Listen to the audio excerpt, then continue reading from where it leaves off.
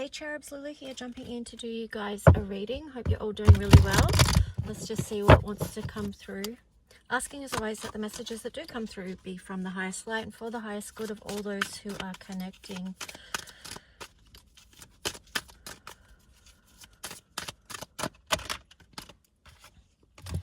So the first card is the third eye chakra, number 6.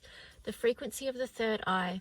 The indigo flower of life supports our intuition and our inner knowing, our imagination and our psychic powers. On the bottom, we have the card of integration, which is number 30. The frequency of integration supports our embrace of every aspect of ourselves, allowing what we perceive as positive and what we perceive as negative to harmonize in a balanced symphony of life. So it could be integrating a lot at this time, and also to possibly finding creative ways and expansive ways to do that. Like maybe it's integration is, you might be experiencing that differently than before, like maybe more on an intuitive level, like as in a feeling or an inner knowing, something like that. Let's just see, I'll split the deck. We've got the card of the cosmic flower, number 18. The frequency of cosmic flower activates the remembrance of the place we call home, the core from which we pour our magnificence out into the world. So the other thing that we could be integrating right now is just new information that we are receiving, because 18 is, you know, it can be about the spiritual and the physical. And 18 also reduces to 9, so it could be like, yeah, we're in this space and this place right now where we are beginning to do things in a very new way. Like even if you think about Saturn in Aries, like Aries is first house, so Saturn just came out of Pisces, which is the 12th house. So now we're beginning a whole new energy, and you know, perhaps that's looking very different for us. That could be what we're integrating, is this you know, partly what we're integrating is that aspect of new energy. So let's just see what else.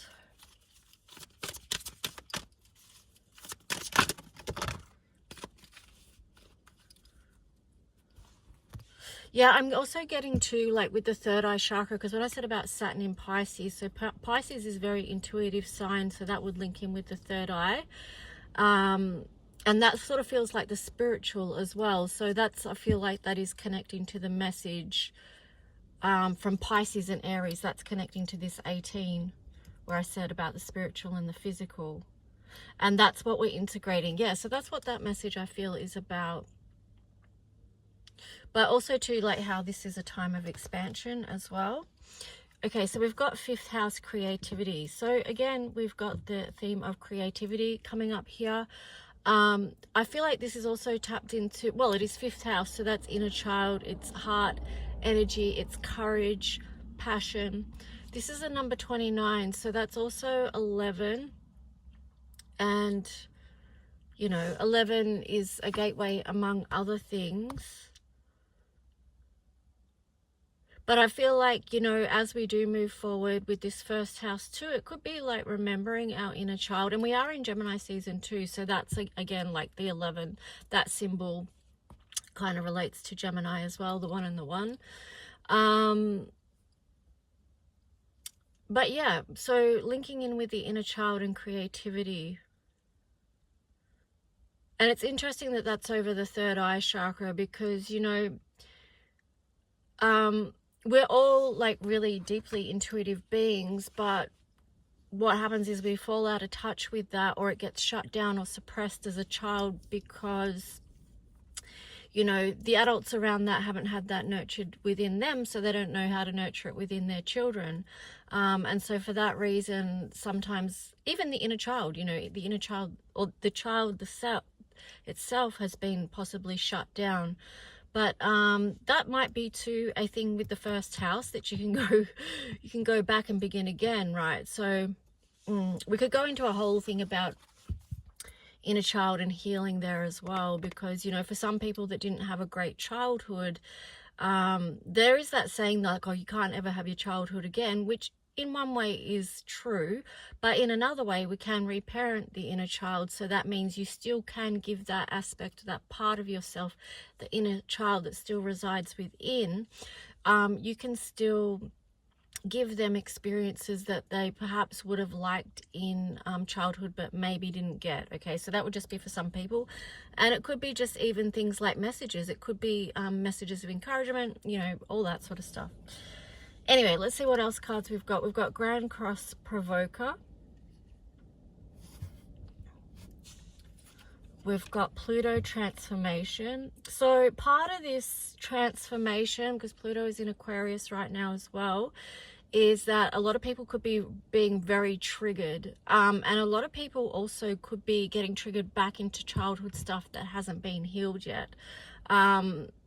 You know, some shadow aspects that have come up, and that could be, you know, for a lot of people that will feel very intense. And here we've got 12th house escape. So that links in with, so people that sometimes when things come up, they can't face it, or it feels too painful, or they don't have the resources or skills to cope with what's coming up, or even to know how to handle their own feelings. And again, this could be relating back to childhood, you know, because a lot of people grew up in families where it wasn't okay to have feelings. It wasn't okay to express your true self and what was going on for you. So that makes it difficult in adulthood to be able to move through certain situations because of this experience.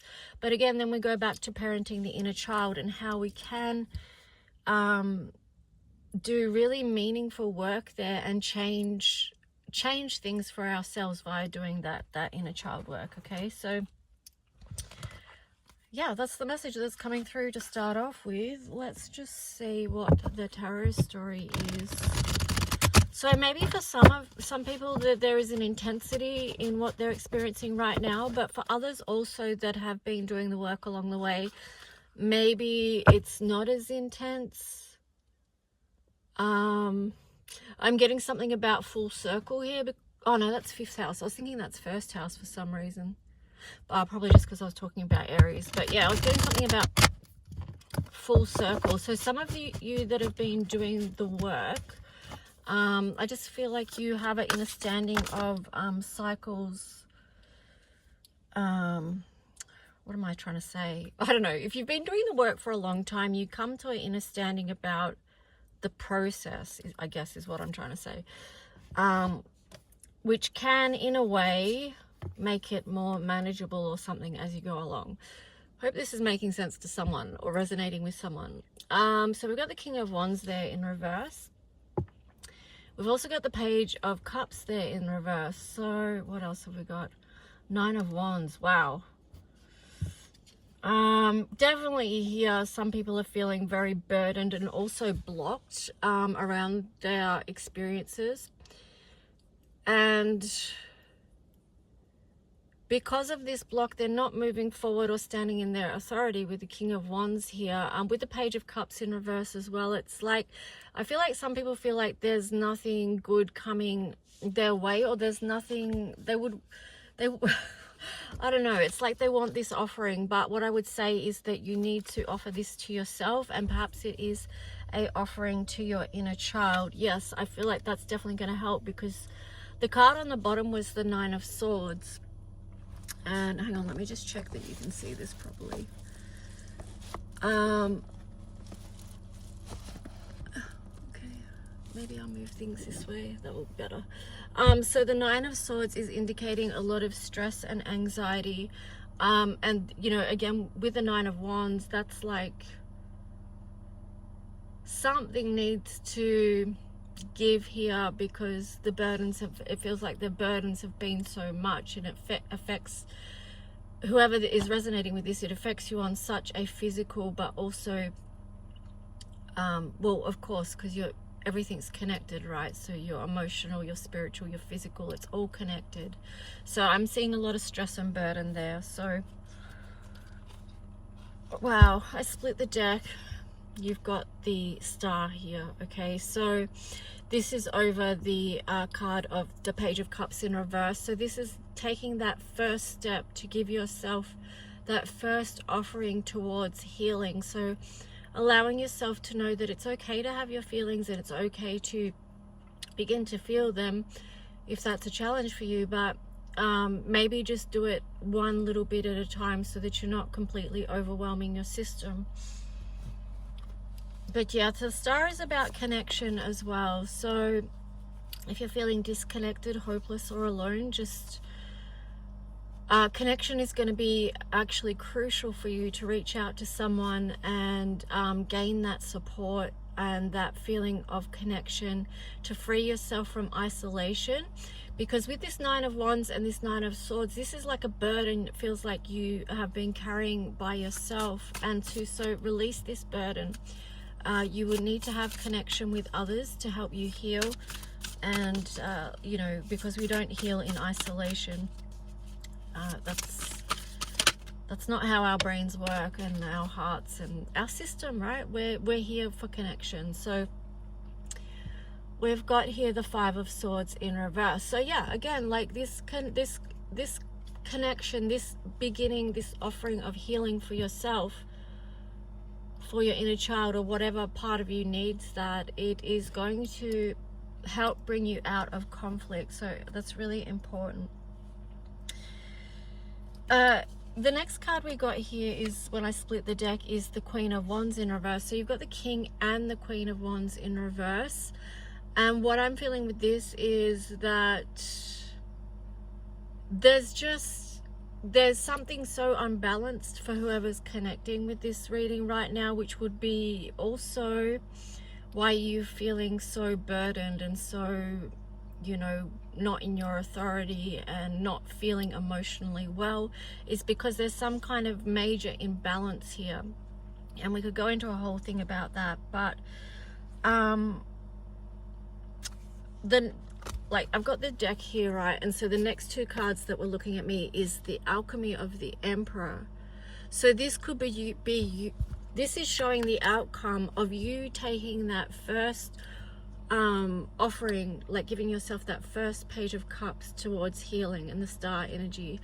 That initial step, that one small step, is ultimately going to lead you to the Alchemy of the Emperor, where you do you know, take back your power. Essentially, you re-empower over whatever this is, these burdens, this pain, these wounds that you've been carrying, these stresses, this anxiety, whatever it is.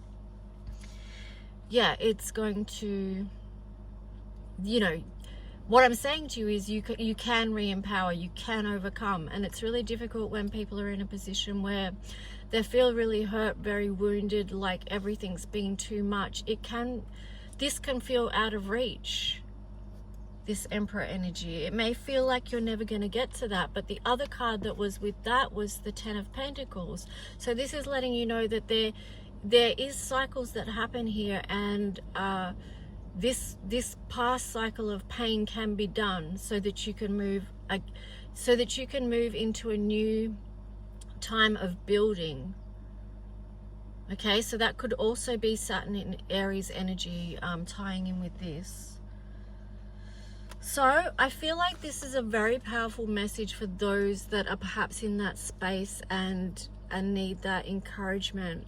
But what you need to do too is make a decision, because you've got the Alchemy of the Two of Wands. So whenever we are in a place or a space where we feel disempowered, there is a decision we can make, that we need to make, to help bring ourselves out of that space that we're in, with whatever we're feeling, right? So we can bring balance back to our lives and change the energy. So for some of you, it's going to be just choosing.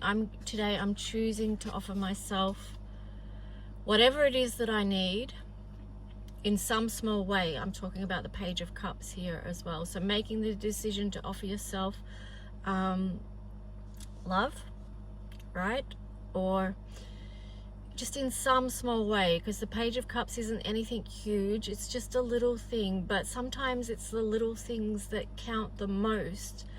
And if you haven't had that, then you will notice what the little things are. They will stand out to you, and they'll be actually big things.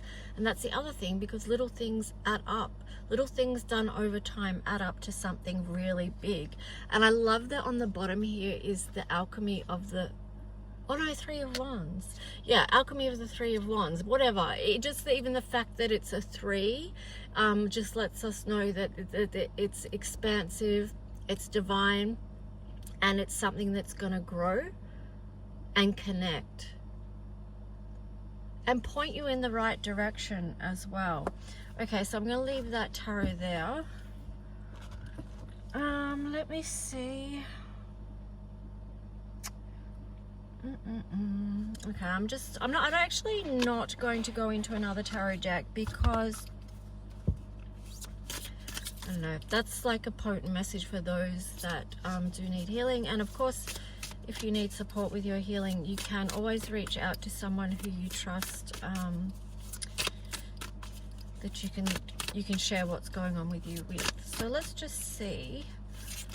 I'm going to pull, let's see what the message from the Nature's Whispers Oracle is for those who are resonating with this message. Some of you may not resonate with this message, but you might know someone that it would help, and you could send it to them perhaps. All right, so we've got Love Matters, and it's interesting that came out on the side. And this is basically about what I was saying about the Page of Cups, like the little things matter. So every little offering of love that we can give in the world, whether it's for ourselves, our own healing, or whether it's for someone else, some other sentient being, for the earth, whatever, love matters. Okay, so on the bottom we have the card of Keep Your Dreams Alive. I would say the words coming through with this is don't give up on yourself, don't give up on you. Okay, don't give up on your inner child, the beautiful, innocent, joyful inner child. So I'll split the deck. We got the card, when I split the deck, you got the card Clear Endeavor, but it was in reverse. So for some of you, again, I feel like this, it's, you know, some people don't know where to begin with their healing, or the way forward is so not clear, and that's because there's such an imbalance there, and there's so much stress, confusion, anxiety, so much burdens. That's what we've seen in the cards that have come up today, that you're not actually able to see at this point your way forward.